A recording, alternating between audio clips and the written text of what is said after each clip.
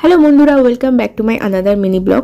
তো আন্দামান এয়ারপোর্টে আমরা সকাল সকালে ল্যান্ড করে যাই 11টা সাড়ে 11টার দিকে। ওখান থেকে গিয়ে আমরা হোটেলে চেক ইন করি, দেন কিছুক্ষণ রেস্ট নেওয়ার পর দুপুরের দিকে আমরা আসি সেলুলার জেল দেখার জন্য। ফার্স্টে মিউজিয়ামটা দেখি, তারপরে জেলটার ভিতরে দেখছিলাম আমরা।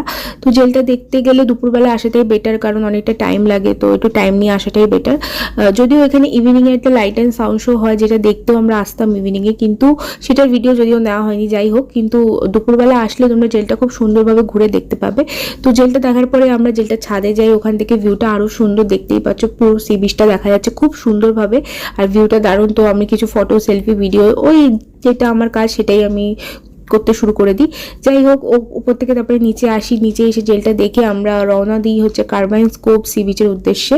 ওটা খুব খুব সুন্দর একটা সি বিচ। তো যাওয়ার পথে আমরা আবার রাস্তায় নেমে পড়ে আবার ওই সেলফি ভিডিও নিতে শুরু করে দিই। যাই হোক, ওটা আমার হ্যাবিট, ওটা ছাড়া সম্ভব না।